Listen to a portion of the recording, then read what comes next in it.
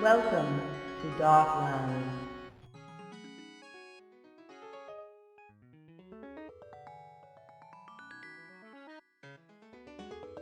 Welcome.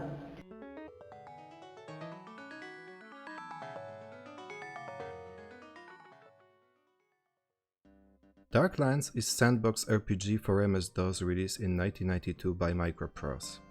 If you haven't heard about this company, it was co-founded by Sid Meier. They have released many interesting titles, but XCOM and Civilization series are probably the most known. Although Darklands never claimed such commercial success, and we haven't seen any continuation or remake to this day, it is still fondly remembered by many RPG fans. So why is that? Looking at it from a technical standpoint, this game aged rather poorly. Low resolution and limited color palette. A group of adventurers seeking fame doesn't strike as very innovative premise. First of all, story of this game is set in 15th century medieval Europe, which could bring to mind released in 2018 Kingdom Come: Deliverance by Warhorse Studios. But there is one major difference in approach to world building. Not to mention obvious technical progress and game GURN in general. You see, Kingdom Come strive to be hyper-realistic experience, which often use supernatural elements to drive home a point that none of that stuff is actually real. Darklands has totally different approach. Instead of treating traditional beliefs as mere superstitions, it actually embraces them and uses as source material for stories, world building, quests, and enemies, like demons, dragons, dwarves, giant spiders, witches, werewolves, satanic cultists, and more. And yes, I'm aware that most fantasy-themed games uses those as source material, but I don't know any other game which puts them into the framework of quote-unquote realistic epoch depiction. You know, different social classes, church influence, traditions, etc. As you can see, game world matches large portion of modern-day Germany with parts of Austria, Czech Republic, and Poland. All those fantasy elements are anchored geographically and to a degree historically. There are many cases when you need to choose whether to act like a proper Christian of the time or not. This is going to affect your character's virtue, which you can treat as Christian karma. The more Christian-like your deeds are, it will be easier to deal with the people of the cloth. In some cases, church can even grant you sanctuary from criminal prosecutions or even save your skin if your party ends up at the executioner's block. Still, it's not always that easy to follow tenets of the creed. Meeting traveling bishop who requests paying church taxes may result in losing some cash or virtue if you decline. If you come across refugees in search for bread, better give them something, cause they're not going to take no for an answer, and fighting them will again damage your virtue. Not every failure ends with game over screen. Even losing a battle may result in many different outcomes. You might get stripped of your valuables, one of your party members can get killed or even imprisoned. In the latter case, you can look for them and try to save them. You end up with game over screen only if all party members are either dead or their fate unknown. Also, this game doesn't have typical magic system. Instead of conjuring fireballs from thin air, you can fool around with alchemy, but most unique mechanic of all is praying for miracles. Yes, in many situations you can pray for help, and if you have been on my knees day and night scoring points for the afterlife, there is a chance they will intervene. This is the Christian Europe after all, Dark Ages, so it's very fitting. For example, what do when pack of wolves surrounds your party in the deep wild? Fall on your knees and pray to Saint Aidian for deliverance. If you're lucky, he will pacify the wild beasts, allowing you to skip the combat entirely. Cold blizzard hits your party? Pray to Saint Goatheart. You won't have to spend a couple of days in emergency shelter dug in the snow, and losing some of your equipment in the process. You have suspicions about intentions of the Lord who gave you shelter for the night? Pray to Saint Dorothy of Montau for insight. This might actually save your skin. You want to cross the river but you don't want to travel a week to nearest bridge? Pray to Saint Florian to gain some of those sweet water walking skills. But if you are in the wrong and pray for conflict resolution, don't be surprised, the higher power will force you to surrender. Yes, sometimes divine power can backfire. Be mindful what you wish for. Of course, before you can ask Saint for help, you need to learn about them. This is done by visiting church libraries and other in-world events. Reading skills and Latin comes really handy here. At least one of your characters should have decent grasp of them if you wish to mingle around educated people. Already mentioned alchemy is also very useful. You can buy or create potions via a simple crafting system. Again, you need to learn alchemical formulas in similar way to learning about saints. Alchemy shops and universities are the places to go. Alchemy can be used in combat, where instead of spells, you can throw flasks with different effects. But even outside of combat, there are many situations where it can help you out of the tight spot. Your party fell into the quicksand? Use transformation potion. You fell into the pit and there is no way to climb up? Use stone tar potion to create climbable surface. Something lurking in the woods ahead? Check thunderbolt potion at it. Oh, it was giant spider's nest, and now they are pissed at you. Yeah, alchemy can backfire too. The gameplay is split into 3 modes: traveling, decision making, and combat. For traveling, we have a world map which works mostly the same as in original Fallout 1 and 2. You click point on the map and the party marker travels towards it. Terrain type affects the travel speed and types of random encounters. Once you encounter something, decision-making mode kicks in, which feels a bit like traditional tabletop RPG sessions. The way it works, you get the low-res picture, a detailed description hinting about the situation, and a couple of choices. Depending on many factors like character skills, their equipment and items, available alchemy potions, known saints, reputation, and sheer luck, the outcomes of your decisions may vary. It's pretty helpful that game shows you all possible choices, graying out those which are impossible to take at the moment. Based on this, you can better prepare yourself in the future. This system goes even beyond simple world map encounters. You also navigate conversations and locations using exactly the same system. Any choice can lead to a number of events depending on many factors. You are a reputable veteran, perhaps guards will let you in inside the city walls without paying at all, or maybe you want to try and sneak in without paying.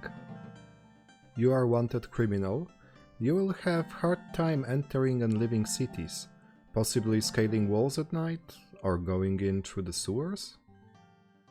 City guards are chasing you around and you are getting desperate? Try jumping off the dock pier. Losing some equipment is probably better than losing head at a block. You stroll around slums at night? Don't be surprised that some robbers are going to try to rob you. Still, this is pretty easy way to start your adventure, boosting your rep and earnings a bit of money. Just mind the Night's Watch and don't get yourself arrested.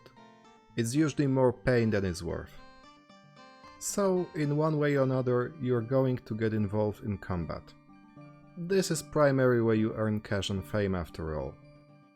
In combat, you control your party by giving out orders with an active pause.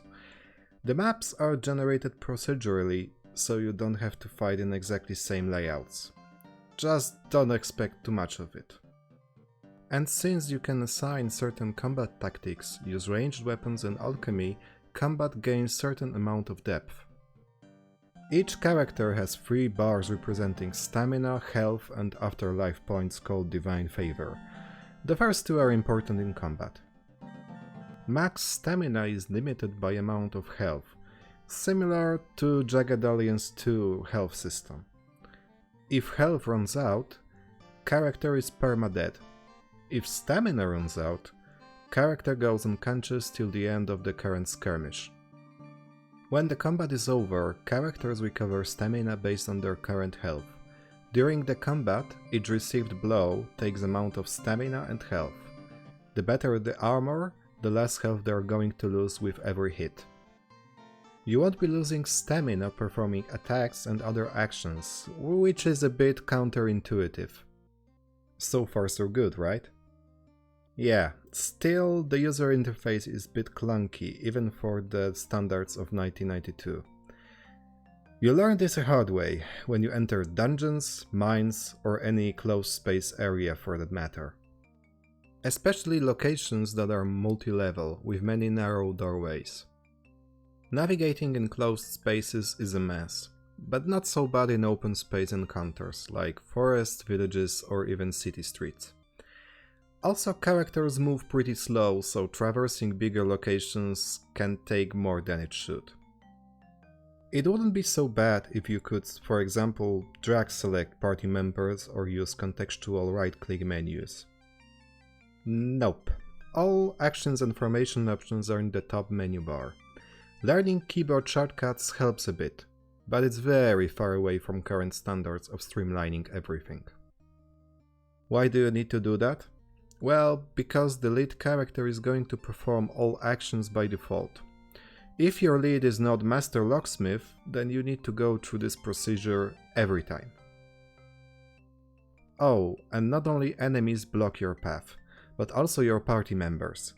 So sometimes it's very annoying to properly position your characters. Worst case scenario, you need to move other characters out of the way manually. I haven't mentioned yet how you develop skills and abilities. This is a role-playing game after all. So, character system is totally classless. You gain skill points by performing actions or from trainers you can hire. This brings to mind Elder Scrolls character system, but first entry in the series came out 3 years after Darklands. But there is a critical difference that sets it apart from the Elder Scrolls. The age of characters affect their physical prowess. As you are adventuring, the time passes. Days, months, and years. You can have extremely skilled fighter who becomes one-shot just because of their advanced age. Sorry, nothing lasts forever. You won't be able to have Jack of all trades Elder Scrolls style. You can mix any number of lethal and non-lethal skills, and this is really a must, cause you have max 4 characters in your party and you need to balance different types of skills between them, so they can be prepared for most events and encounters. The aging mechanic goes even beyond regular gameplay, and this is actual key element in character creation process. You see, when you create a new character, you first select their social class and their first occupation. Your choice affects which skills and attributes are going to change, and character age advances by 5 years. You can either stop at this point or select another occupation, which affects attributes and skills, but also advances age by another 5 years. I'm sure you can see the pattern here. The older the character gets, the more skills they're going to have, but also shorter lifespan during which they can be efficient adventurers. At some point their age going to affect their base attributes drastically, making them useless in combat. Fortunately, characters skill up quite fast while adventuring, so you don't have to rely too much on those starting skills. Just make sure they are decent for designated roles. They will quickly improve as you go.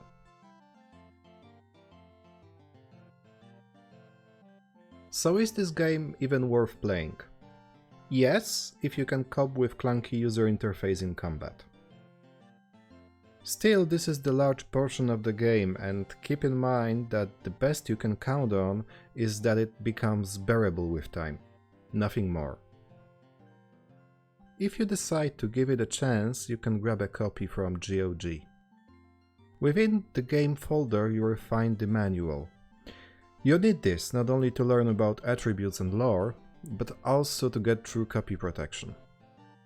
At a random moment, the game is going to ask you to identify a glyph. Fortunately, you can do full text search to find it by name, so you don't have to go through it page by page. Just bear in mind that critical failure results in game exiting without saving. Also, I would strongly recommend to start your first playthrough with pre-made group of adventurers rather than creating entire party from scratch. It's probably easier to see the game mechanics first rather than approaching with completely useless bunch of characters. Don't worry about locking yourself with single set of characters, cause you can create and retire them at any time. At some point of your adventure you will need to do so anyway, cause death is permanent and characters do age. I really hope someone is going to remake this unique game using modern tech, so everyone can enjoy the world of Darklands. Thank you for watching, and if I can bother you, please consider giving this video a thumb and subscribing for more game review and game dev content. Happy witch hunting in Darklands. Amen.